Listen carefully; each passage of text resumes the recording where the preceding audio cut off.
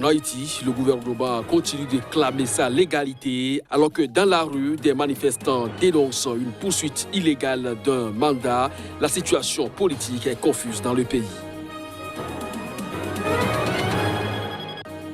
Les Birmans semblent de plus en plus déterminés à défier les militaires ayant renversé le pouvoir légal. Malgré la répression, la rue continue de grouiller de manifestants. Au mouvement se joignent désormais les travailleurs de plusieurs secteurs. Bientôt un an que l'Afrique a connu son premier cas de Covid-19 et depuis, la situation va crescendo. La directrice régionale de l'OMS pour l'Afrique a fait le point.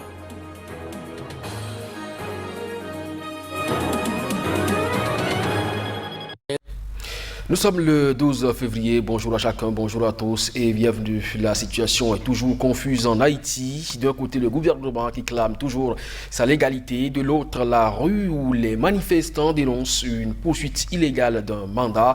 La police, elle, joue le chat et la souris avec les manifestants dans la rue. Reportage. C'est ici, dans les rues haïtiennes, que se joue aussi le bras de fer avec le gouvernement de Jovenel Moïse. Nombreux sont ceux qui réclament son départ parce que désormais illégal pour eux. La police, elle, continue d'obéir au gouvernement dénoncé. Ici à Port-au-Prince, elle fait front aux manifestants. Attention! Attention! Attention avec la politique en Haïti. Parce que l'administration est nouvelle aujourd'hui, nous prenons acte et nous prenons note de ce qui se passe aux États-Unis avec cette élection qui vient de se passer et nous avons vu toute guerre. Le dossier Haïti doit être traité. Et je dis à la, dossier Haïti, il faut y traiter. Ils ont lancé du gaz, ils ont tiré. Voyez par exemple ce qui est arrivé à cet homme devant la DDO, où même là, il tire et envoie du gaz. 23 personnes dont le juge d'Abrésil avait été arrêté par la police dans la nuit du samedi à dimanche, accusées par les autorités de tentative de coup d'État. Par un arrêté publié dans la nuit de lundi à mardi, le président haïtien Jovenel Moïse veut forcer à la retraite 3 juges, dont d'Abrésil, que l'opposition avait désignés comme potentiels dirigeants intérimaires dans un contexte de bras de fer pour la direction du pays. Plus tôt dans la journée, la police a fait un large usage de grenades lacrymogènes pour disperser les quelques centaines de jeunes qui manifestaient contre le président Jovenel Moïse, qu'ils accusent de prolonger illégalement son mandat présidentiel. Des policiers ont ensuite, à plusieurs reprises, directement ciblé leurs tirs de grenades lacrymogènes contre des journalistes clairement identifiés, dont ceux de l'AFP. Dans un communiqué, l'Association des journalistes haïtiens a appelé les autorités de la police nationale d'Haïti à diligenter une enquête pour identifier les auteurs de ces exactions afin qu'ils répondent de leurs actes. Les Birmans semblent de plus en plus déterminés à défier les militaires ayant renversé le pouvoir.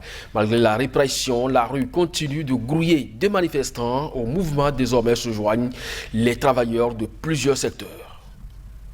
L'un des mots d'ordre de protestation au coup d'État en Birmanie est la désobéissance civile. Un mot d'ordre que se sont appropriés désormais les ingénieurs et les banquiers. Nous devons tous participer au mouvement de désobéissance civile pour mettre un terme au régime militaire, pour qu'il ne puisse pas diriger, pour qu'il ne puisse pas tyranniser le pays.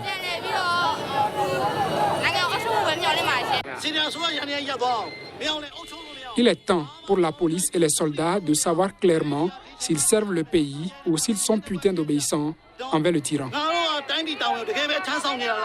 Pour une 6e journée de manifestation, tout porte à croire que les mesures de restriction et de répression de l'armée au pouvoir n'effraient plus. À l'international, les voix s'élèvent davantage contre les putschistes. Le président américain Joe Biden a annoncé mercredi que son administration réduisait l'accès des généraux birmans à $1 milliard de fonds aux États-Unis et allait dévoiler de nouvelles sanctions dans la semaine. L'Union européenne pourrait aussi prendre de nouvelles sanctions, a averti Joseph Borrell, chef de la diplomatie européenne. Elle pourrait viser le chef de l'armée, auteur du putsch et d'autres généraux. Ils font désormais l'objet de mesures de rétorsion depuis les exactions des militaires contre la minorité musulmane Rohingya en 2017. Les puissants conglomérats contrôlés par l'armée pourraient être également ciblés, les sanctions les visant ayant été levées pendant la fragile parenthèse démocratique de 10 ans, refermée brutalement par le coup d'État. La situation de veille d'élection présidentielle au Bénin en fait sortir l'ambassade des États-Unis dans le pays à travers un communiqué de presse en date du 11 février 2021. Elle évoque la réputation que le Bénin a construite en matière de démocratie depuis la conférence de 90 et d'y partager le désir de maintenir ce pilier de la démocratie sans prendre parti pour l'un quelconque des protagonistes. L'ambassade appelle à assurer un processus pacifique qui respecte les normes démocratiques. Aussi appelle-t-elle les forces de sécurité à assurer la sécurité du peuple béninois, y compris des candidats et des membres de la société civile, et à exhorter les autorités à respecter leurs droits constitutionnels de se réunir pacifiquement. Elle tient également à la liberté d'expression et d'opinion, que ce soit en ligne ou dans les médias, et invite à les protéger. D'une autre actualité cette fois, bientôt un an que l'Afrique a connu son premier cas de Covid-19. Quel état des lieux aujourd'hui peut-on faire donc de gestion de cette pandémie, surtout pour le cas des vaccins? La directrice régionale pour l'OMS, l'Afrique, fait ici le point suivant. Au cours de la première année de cette pandémie en Afrique, le nombre de cas signalés a atteint plus de 3,7 millions. Et dans la semaine à venir, le continent devrait passer le cap dévastateur des 100 000 vies, malheureusement perdues à cause de ce virus. Of 100,000 lives sadly lost to this virus. As part of the rolling out of COVAX. Dans le cadre du déploiement du COVAX, il a été possible d'obtenir une partie du vaccin Pfizer pour un certain nombre de pays africains, de sorte que 4 pays sont sur le point de recevoir des livraisons. Ce n'est pas très vaste, mais cela nous permettra d'acquérir l'expérience de l'utilisation de ce vaccin. D'ici la fin de ce mois, nous aurons la liste des utilisations d'urgence du vaccin d'AstraZeneca, dont nous espérons pouvoir fournir 96 millions de doses à terme grâce à la plateforme COVAX. La Guinée équatoriale reçoit un don de 100 000 doses du vaccin développé par la firme Sinopharm de la Chine. Le pays va lancer sa campagne en administrant à 50 000 premières personnes à risque.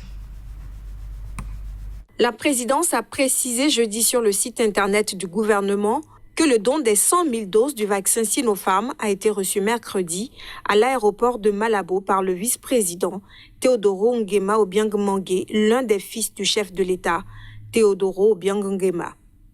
La Guinée équatoriale a décrété mardi un couvre-feu et renforcé ses mesures restrictives pour faire face à un regain de la pandémie de Covid-19. Les doses du vaccin de Sinopharm, que Pékin a affirmé en décembre efficace à 79%, et sûres, mais sans en rendre public le détail des essais cliniques, vont servir à lancer la première phase d'un plan vaccinal en les administrant en 2 injections à 50 000 personnes prioritaires. Le personnel de santé, les personnes présentant des comorbidités et les fonctionnaires travaillant aux frontières du pays, selon le communiqué. Depuis le début de la pandémie, la Guinée équatoriale a annoncé officiellement 5 614 cas de contamination et 87 décès, mais les statistiques officielles du gouvernement font état de plus de 50 nouveaux cas par semaine en moyenne depuis le début de l'année, contre 15 auparavant. L'ONG Human Rights Watch a affirmé jeudi que l'armée éthiopienne a tué au moins 83 civils et déplacé des milliers de personnes en bombardant des zones densément peuplées. Les décès ont été enregistrés dans les premières semaines du conflit pour déloger les autorités dissidentes de la région du Tigré. Les attaques à la tuerie lourde des troupes fédérales éthiopiennes ont touché des maisons, des hôpitaux, des écoles et des marchés, selon un rapport de Human Rights Watch qui se concentre sur la situation de 3 villes, la capitale régionale Mekele, Charé et Oumera. L'Éthiopie devrait rapidement autoriser la présence d'observateurs des Nations Unies au Tigré pour documenter le comportement des acteurs de ce conflit qui a dévasté la vie de millions de personnes, selon la directrice de Human Rights Watch pour la région de la Corne de l'Afrique. Le Premier ministre éthiopien et prix Nobel de la paix 2019, Abiy Ahmed, a annoncé fin novembre, lorsque l'armée fédérale a pris le contrôle de la capitale régionale Mekele, la fin officielle de l'opération militaire lancée au début du même mois pour déloger les autorités dissidentes du Tigré. Après le combat les plus intenses qui ont duré tout le mois de novembre, Abiy a assuré que l'armée mène l'opération avec la précision et le soin nécessaires pour s'assurer que les civils ne sont pas ciblés. Début décembre, son cabinet avait affirmé que l'armée fédérale s'était emparée de Mekele sans faire ni victime civile, ni dégâts aux biens privés. Mais désillusion totale après constat. À Oumera, par exemple, dans l'ouest du Tigré, les médecins ont fait état de 46 morts et 200 blessés lors d'une seule journée de la première semaine de combat, au dire de Human Rights Watch. Et jusqu'à présent, le Tigré demeure très difficile d'accès pour les médias et il est compliqué d'avoir une idée précise de la situation sur le terrain. Pendant ce temps, le directeur de la Croix-Rouge éthiopienne a alarmé sur la situation humanitaire dans la région du Tigré. Ato Abera Tola a affirmé que 80% de cette zone théâtre depuis le 4 novembre d'une opération militaire du gouvernement fédéral n'était pas accessible à l'aide humanitaire.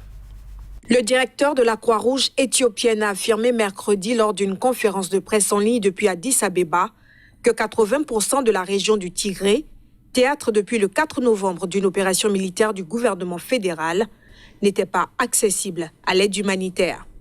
Des cas de famine ont été déjà rapportés et le nombre de victimes de la faim pourrait progresser très rapidement, a-t-il assuré. La Croix-Rouge estime désormais qu'environ 3,8 millions des 6 millions d'habitants du Tigré nécessitent une aide alimentaire, une augmentation par rapport à une précédente estimation de 2,4 millions. Les plus touchés sont les femmes et les enfants. Dans une famille, si une mère a pu s'échapper, elle s'est échappée avec ses enfants. Et puis, ils ont parcouru toute cette région. Et si vous les voyez dans les camps de déplacés, ils sont tous émaciés. Ils sont tous vraiment... Vous voyez que leur peau est vraiment sur les os. Vous ne voyez aucune nourriture dans leur corps. On doit se préparer au pire. C'est ce que je dis. Les habitants de Tigré ont besoin de tout, de nourriture et de produits alimentaires, d'eau et d'installations sanitaires, de provisions médicales et de cliniques mobiles. Les organisations humanitaires doivent avoir accès au Tigré pour atteindre les plus vulnérables. Et c'est un appel à la responsabilité de la part des parties concernées. Donnez-nous un accès sûr et sans entrave, respectez nos équipes, respectez les médecins, respectez les installations sanitaires, respectez les travailleurs de la santé. Le directeur de la Croix-Rouge a expliqué que l'accès de l'aide humanitaire était toujours essentiellement restreint aux principales routes, au nord et au sud de Mekele, et que la plupart des zones rurales s'en trouvaient privées. Le gouvernement d'Addis Abeba assure qu'il travaille avec les Nations Unies et les ONG internationales à accroître l'aide dans la région en fonction des conditions de sécurité. C'est la fin de cette édition. Bon week-end à vous en compagnie de nos programmes.